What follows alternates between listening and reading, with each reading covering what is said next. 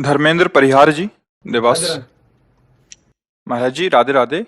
आपके चरणों में कोटि कोटि प्रणाम। महाराज जी, मुझ अधम पर भगवान शिव की कृपा दृष्टि सदा बनी रही है।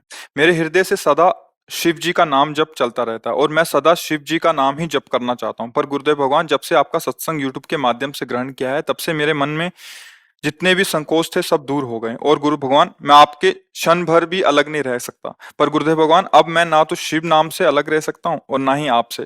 क्या गुरुदेव भगवान, मैं शिव नाम जप करते हुए आपको गुरु मान सकता हूँ और शिव नाम जप करते हुए मुझे भगवत प्राप्ति हो जाएगी? हमारे पास तो जो कुछ है सब उन्हीं का दिया हुआ है। काशी विश्वनाथ हमारे आराध्य देव संन्यास मार्ग में थे। जो कुछ है सब उन्हीं भगवान शिव का ही तो दिया हुआ है। जा पर कृपा न करें पुरारी, सो न पाओ मुनि भगत हमारी। भगवान शिव की कृपा से ही प्रभु से प्रेम होता है, प्रभु के मार्ग में आगे बढ़ा जाता है। नरसिंह मेहता जी को भगवान शंकर ने ही रास में प्रवेश कराया। आज तक कोई ऐसा महान नहीं हुआ जिस पर भगवान शंकर की कृपा ना हुई हो, वो महान बन गया। ऐसा भगवान शंकर की कृपा से जो भी, क्योंकि परम वैष्णवाचार्य हैं, उनके जैसा कोई भगवत प्रेमी और कौन हो सकता है। चरणामृत निरंतर धारण किए रहते। गंगा जी कौन है? हरि चरणामृत है ना।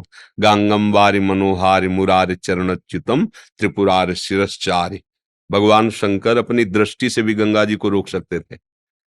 जब गंगा जी प्रसन्न हुई भगीरथ जी ने, तो उनका ऐसे चलूंगी तो सीधे रसातल पहुंच जाऊंगी, बीच में मुझे रोकने वाला कोई चाहिए। तो उन्होंने भगवान शंकर की आराधना की। भगवान शंकर, भगवान ऐसे भी रोक सकते थे गंगा जी को, और ऐसे जटाएं खोल दी कि भगवान का चरणामृत है। हाँ, बांध लिया जाए। जटा कटा संभ्रमम भ्रमण निलंप निर्जरी, विलोलवि चिवल्लरी विराजमान मूर्धन। भूल गई कहां से निकलूं, जटा में विचार किया था कैसे रोकेंगे महादेव, क्योंकि बड़े वेग से आ रही थी ना गंगा। जटाह रूपी कटाह में गंगा जी भूल गई, जटा रूपी ऐसे भ्रमित हो। एक जटा खोली, तीन स्वरूप प्रकट हुए। अलकनंदा, मंदाकिनी और भागीरथी जिन्हें कहा जाता। भागीरथी मृत्यु लोक में, अलकनंदा ऊपर देवलोक में, और जो मंदाकिनी है वो नीचे। तीन जगह प्रवाहित।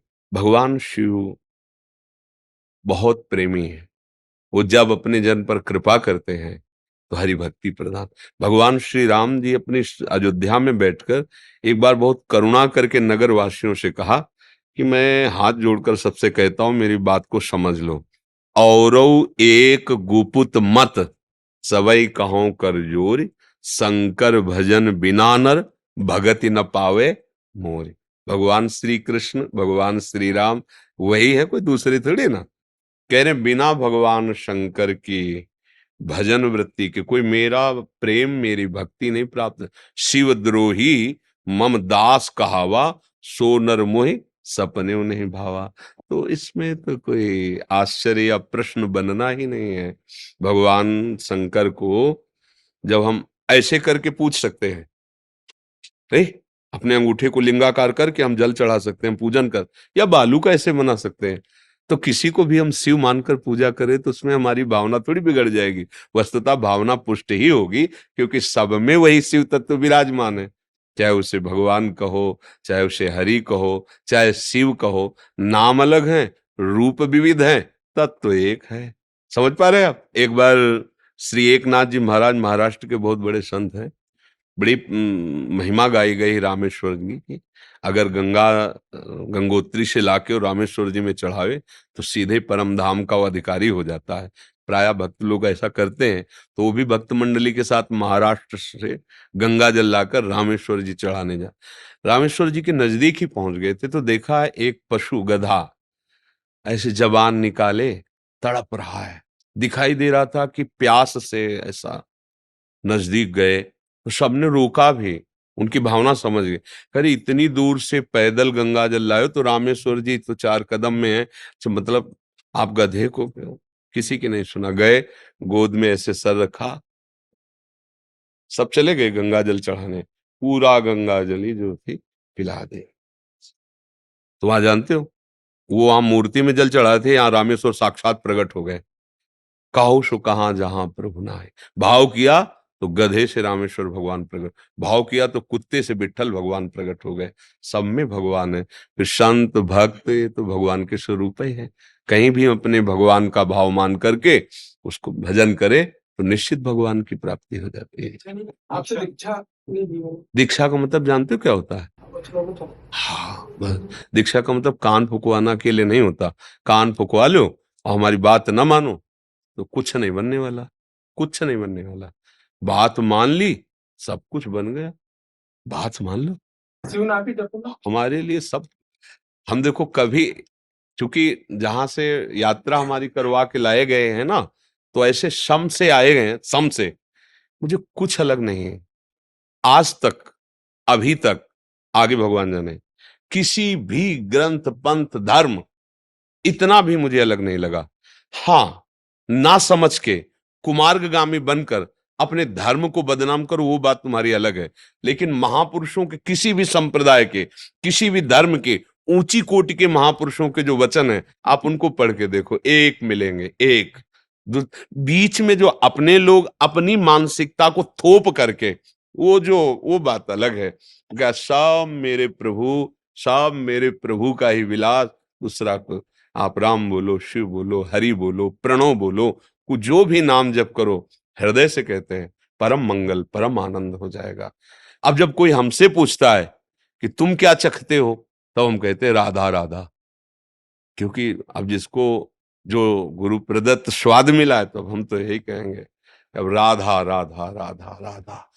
अच्छा, भगवान शिव के अनन्य उपासक थे, तो हम उसे ऐसे देखते हैं ना कि जैसे माता पिता के घर में लड़की खा पी के स्वस्थ सुंदर रूप, पढ़ाई लिखाई, अब पिता ने पाणी ग्रहण करा दिया, तो बोले रोज अटैची लिए अगर वो घर है तो पिता डांटेगा, ले डांटेगा, अपने पति के साथ आप पति के अनुकूल रहे, डांटेगा। तो हमारे माता पिता भगवान शिव ने मुझे राधावर प्रदान कर दिए है। अब अनन्य भाव से अपने राधावर को रिझाएंगे तो हमारे माता पिता खुश हो जाएंगे। समझ गए ना? हाँ, वैसे नहीं। हर्षा जी पुणे से। राधा वल्लभ श्रीधरन। गुरुदेव आपके चरणों में कोटि कोटि नमन। गुरुदेव श्री 84 जी में वर्णित है सुधंग नाचत नवल किशोरी, और एक जगह आता है अंग सुधंग दिखायो। महाराज जी इस सुधंग शब्द का ये क्या है? नृत्य कला का एक विशेष स्वरूप है। सुधंग जो है ये नृत्य कला में आता है। अलग अलग नृत्य की कलाएं होती ना, तो स्वामिनी जी एक सुधंग नृत्य करती है, सुधंग कला है। अब उस कलाओं का ज्ञान थोड़ी तुम्हें, वो तो 64 कला प्रवीण है। लालजू जब 16 कला, तो वो तो 64 है। तो उनका भजन करो तो समझना थोड़ी, देख लेना। ये ऐसा नृत्य है जो लालजू को भी सम्यक रूप से नहीं। तो पिय को नाचन सिखवत प्यारी, वृंदावन में रास रच्यो है, शरद रैन उजियारी, पिय को नाचत सिखवन प्यारी। ताल मृदंग उपंग बजावत प्रफुल्लित होए सखी सारी, बीन बेणु नूपुर धुन ठुमकत खग मृग दशा विसारी, पिय को नाचन सिख। वो शुधंग नृत्य जो किशोरी जी सिखाती है, लालजू से नहीं बन पाता है। तो मान गुमान लकुट लिए ठाढ़ी, डरपत कुंज बिहारी, व्यास स्वामिनी की छवि निरखत, दे दे हंस कर तारी, हंसी हंसी दे कर तारी, पी को नाचत। ये प्रवचन का विषय नहीं है, ये चिंतन का विषय है।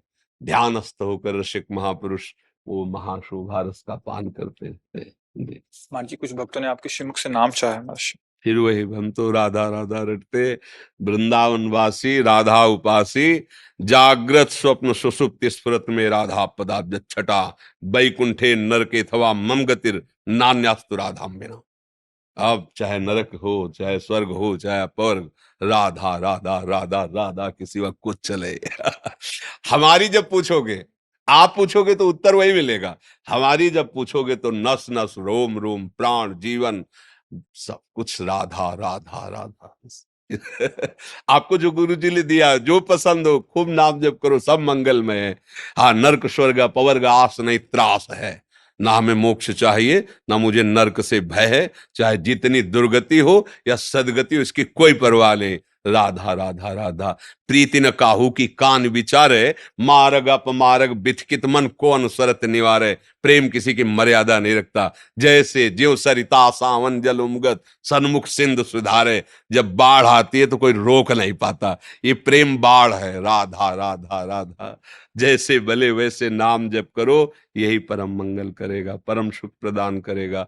गंदे आचरण, गंदा भोजन, गंदे विचार, गंदा दर्शन, गंदा संग तुम्हारा नाश कर देगा, पतन कर देगा। नाश का मतलब समझते हो? बुद्धि का गिर जाना ही नाश कहा जाता है। नाश का मतलब भयभीत हो जाते हो सुन के। नाश का मतलब होता है बुद्धि का निर्णय गलत हो जाना, यही नाश है। अगर बुद्धि नाशात तो प्रणश्यति, सबसे बड़ी हानि। ड्राइवर नशे में हो जाए, कहीं भी ठोक देगा, मार देगा, तो हो गया ना नाश। तो हमारे जीवन का ड्राइवर है बुद्धि। अगर वो गलत निर्णय देगी, मार देगी हमको।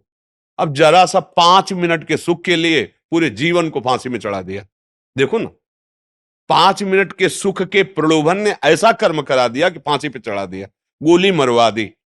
क्या क्या आप देखो ना, संसार के देखो ना। तो प्रणश्यंती हो गया ना नाश, बुद्धि नाश मतलब सर्वनाश।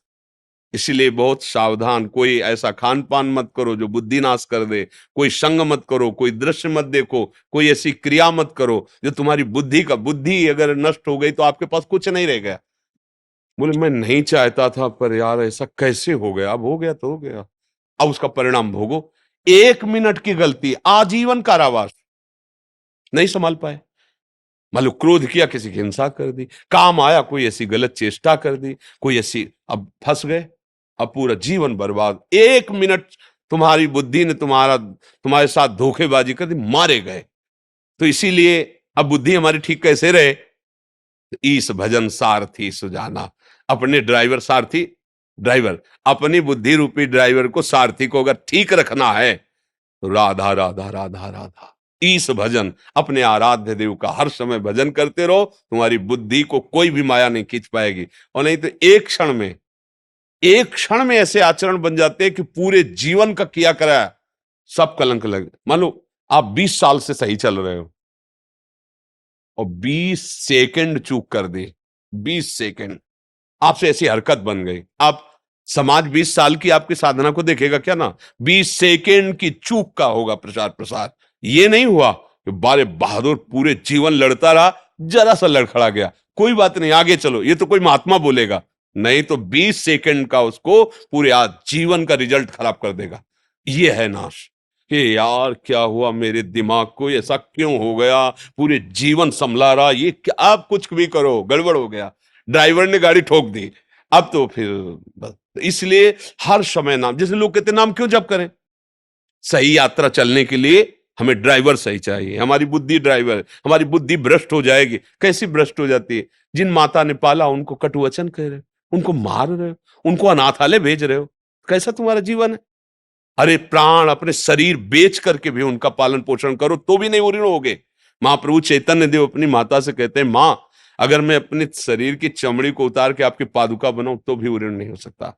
मां, पिता, गुरुजन, पूज्यजन, हमारा व्यवहार क्या है? देखो क्या व्यवहार, तो बिगड़ रही ना बुद्धि। उसे सुधारने के लिए नाम जप आवश्यक है, सत्संग आवश्यक है, अच्छा भोजन आवश्यक है, अच्छा संग, अच्छा दृश्य, तो आप अच्छे बन जाओगे। और यही सब उल्टा तो बुरे बन जाओगे। खूब नाम जप करो।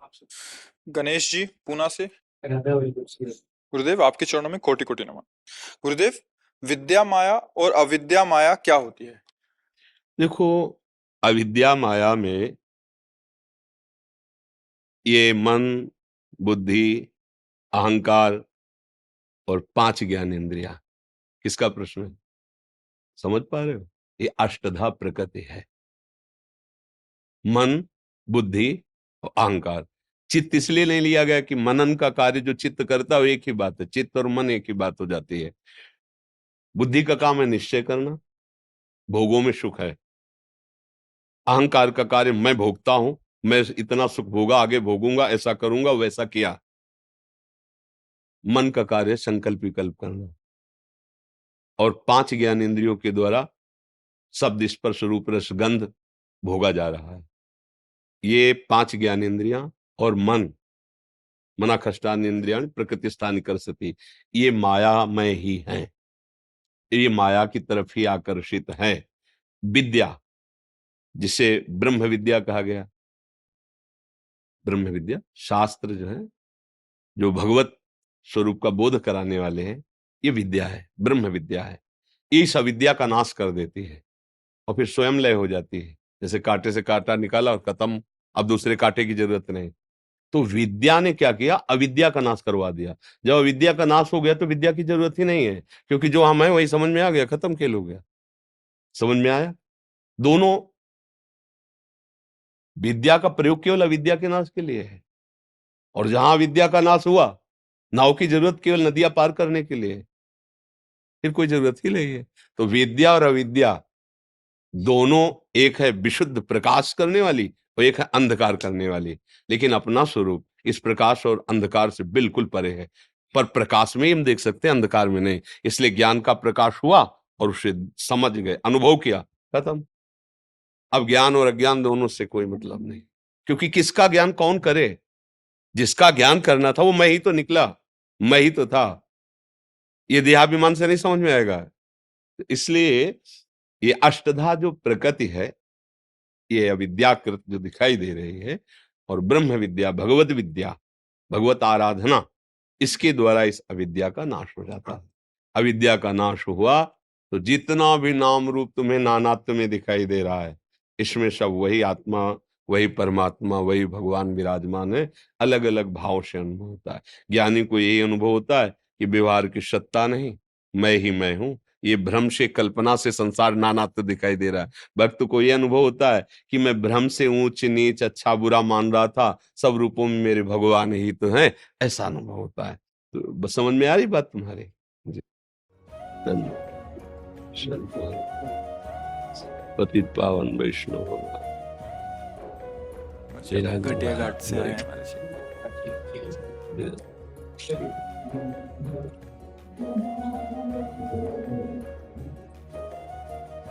जय जय श्री राम। मेरे नाथ आपकी जय। धन्यवाद।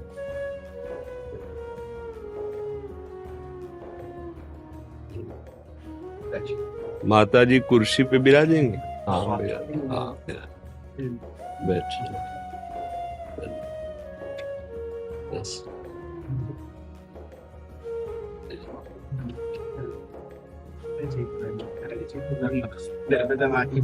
करके बढ़िया। बड़ी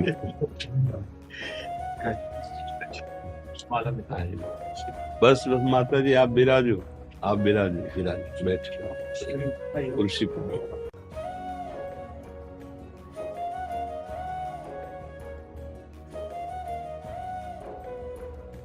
महाराज जी, भारत भूमि धन हो गई आप जैसे संत का बाईस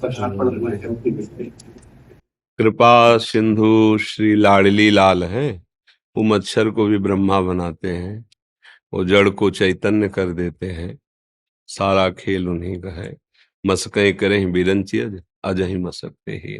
जो चेतन का जड़ करे, जड़े करे चेतन। मूकम करोति वाचालम, पंगुम लंघयते गिरिम, यत् कृपा तमहम वंदे परमानम। केवल कृपा, कृपा, कृपा। यंत्र में क्या सामर्थ है कि वो उत्तर की तरफ घूमे या दक्षिण की तरफ? वो तो यंत्री की महिमा है, वो किधर घुमा देता है। ये मेरे प्रभु का कृपा प्रसाद कि मुझ जैसे अधम को अपने चरणों में स्वीकार करके अपना दासत्व प्रदान किया। हम गर्व से कह सकते हैं कि हम प्रियालाल के हैं। ये हमें सौभाग्य दिया, ये उनका कृपा प्रसाद है। अपनी कोई कहीं किंचन मात्र भी कोई साधना, कोई आराधना वो करा लेते हैं। उनको जो कराना होता है ना, वो करा लेते हैं। इसमें हम नहीं हैं। इसमें मेरे गुरुदेव, मेरे आराध्य देव, उन्हीं का बल काम करता है।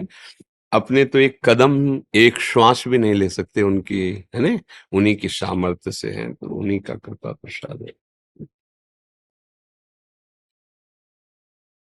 धन्यवाद, धन्यवाद। महाराज जी, एक महाराज मोटिवेशनल स्पीकर है, मतलब मोटिवेट करते हैं। आप उनकी टीम है पूरी, तो काफी लोग उनको सुनते हैं, नए बच्चे सुनते हैं उनको। जय जय श्री राम, जय जय श्री राम, जय जय। ऐसा ही जीवन होना चाहिए। खुद प्रसन्न रहे और दूसरों को प्रसन्न रखने वाली बातें कहे। खुद उन्नतशील बने और दूसरों की उन्नति का मार्ग पुष्ट करे। अच्छे आचरणों में यदि हमारा जीवन होगा तो उपदेश भले कम हो, प्रभाव ज्यादा पड़ेगा। और अगर हम अच्छे आचरण नहीं करेंगे तो उपदेश चाहे जितना हो पर बदलाव सामने नहीं होगा। सत्य वस्तु अपना प्रभाव दिखा के रखती है। देखो, सांसारिक उन्नति हमारे हृदय को शीतलता प्रदान नहीं कर पाएगी। आप देख लेना, जब तक आप जिनके हो, जिससे परमानंद की प्राप्ति होती है, उसका आश्रय नहीं लोगे, उसकी स्मृति नहीं करोगे, तो जितने पद हैं, जितनी भी वस्तुएं, जितनी भी ये सब परिवर्तन होता है इनमें। और परिवर्तन वाला मुझे अखंड आनंद कैसे प्रदान कर सकता है? तो इसका भी सुख मुझे प्राप्त हो और सत्य वस्तु को भी हम समझें, जाने, तभी। देखो, ऐसे हम कह दें आपसे कि आप गंदे आचरण मत करना, तो आप हाँ कह दोगे, लेकिन आपके अंदर बल नहीं रहेगा। और अगर आपने भगवान नाम जप किया है तो आपके अंदर एक अध्यात्म बल रहेगा। अध्यात्म बल से युक्त होकर अगर भौतिकता की तरफ भी बढ़ाया जाए तो वो सुखी रहेगा।